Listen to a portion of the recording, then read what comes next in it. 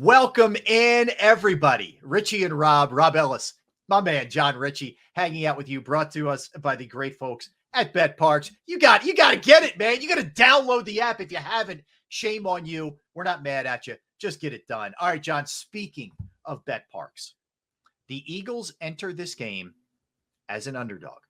They are 10-1. 49ers are 8-3, yet they are the underdog. Justified in your estimation or not?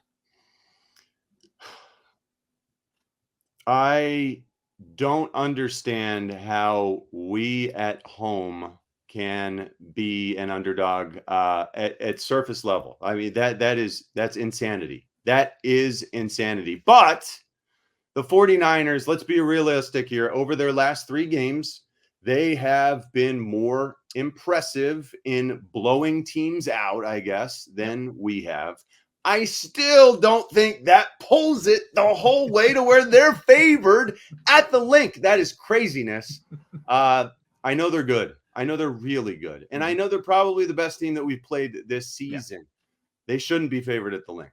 Yeah, well, you know what? It's more fuel for the fire. That's the way I view it. And I guess so. Yeah. I'm just telling you, it is impossible. It will be impossible for Brock Purdy to communicate properly with that noise. That's the truth. And that makes it so much harder to function at a high level. I think it will be the highest decibel level ever for a regular season game at Lincoln Financial Field. I think quite possibly. But yeah, I don't doubt it. In a level of insanity. John, there's all the other stuff. Really, since the NFC Championship game ended, the whining, the complaining. I mean, you get it from fans. Fans are always going to feel like, the referees or something else went against them. And you understand that. But when it's the team, when it's Deebo Samuel, when it's a kicker saying that the quarterback is a system quarterback, when it feels like everybody head to toe organizationally complaining, this is unique. Like, this level of whininess is unique. Is there a fear if you're the Eagles, as a team? Have you ever done that as a player, complain to the level that these guys have going into a game? No, there wasn't the same level of media involvement when I was playing to where guys would have the opportunity to vent like this behind the scenes. It just wasn't as much contact. Yeah. I think that's the main culprit, that you've got a lot more interaction with everyone, and you've got an entire off season, and you've got a lot of bad blood. There is truly bad blood. Legit. There's no doubt. Like, we're not putting on. No, nothing manufactured here. Yeah. Yeah. There will be heavy hitting and angry hitting and contact galore on Sunday. And that's the way we want it. That's the way we should play our best football. This is going to be an absolute slobber knocker. And that's the way we play our best. So that's the way the 49ers play their best. The only thing I'm concerned about, Bert, we have been getting off to these slow starts. Yeah.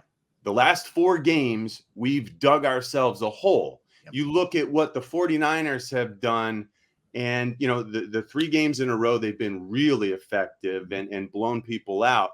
But I think they've scored touchdowns on 7 of 11 opening drives, and they lead the NFL in opening drive points. Meanwhile, we're stagnating in the first half, and that's going to be a problem. At some point, we are all very aware as Eagle fans that we've got to stop digging holes for ourselves. This team is too good to dig a hole, and they've been getting off to quick starts. So we've got to correct what ails us on that front. Agreed. Slow starts, John. Turnovers, get off the field on third down. If I had to sum it up in 3 things, that's what it would be. Tell me how good this Niners team is. I mean, I know Purdy doesn't really get the props he deserves, but if you look at his numbers, they're astonishing. McCaffrey's a beast. I mean, they're just across the board, both sides of the ball, loaded with playmakers. Yeah, you look at their roster, and it reflects our roster it's so solid across the board. John Lynch has done a wonderful job, just like Howie Roseman has done a wonderful job of assembling a roster that is just unparalleled. Their roster is paralleled by our roster because it's slightly better, and that's why we're going to win this game, but it's going to be close, and they're really good, and they're going to hit us really hard. They've got stars. They've got stars to put the ball in their hands, let them make plays. That will happen, and it's going to be a 60-minute matchup. So let's not get frustrated if we get behind. It's going to be a slobber knocker.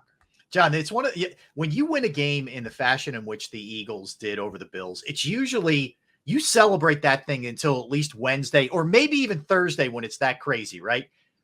This game, this San Francisco game being on deck, it almost erased Buffalo like so quickly in the mindset of and I'm guilty too, man. But like this feels like it really does feel like a playoff week, like a Super Bowl kind of week. There is something palpable in the air with this game. Well, this whole season, I mean, the fact that we've already played the Chiefs and the Dolphins, it really does feel like our schedule is so top heavy.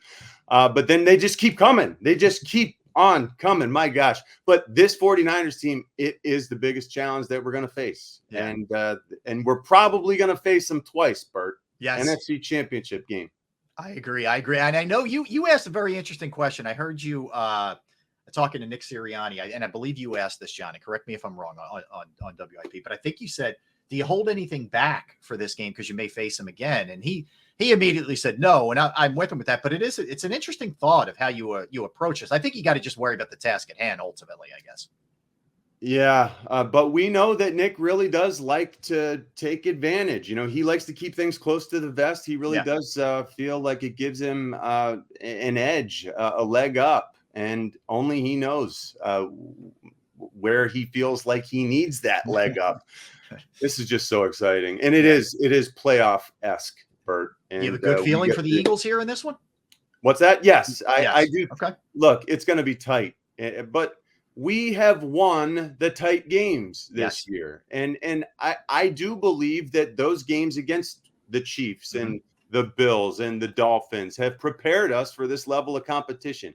We are more ready to play the 49ers than the 49ers are to play us. It's going to be tight. We'll pull it out. All right. It is a skill winning close games, even when you're not playing your A game. That's for sure. John, a blast. I can't wait to recap this bad boy next week, but it's always good hanging out with you, my friend. John Ritchie, Rob Ellis, Ritchie and Rob for the great folks at betPARX.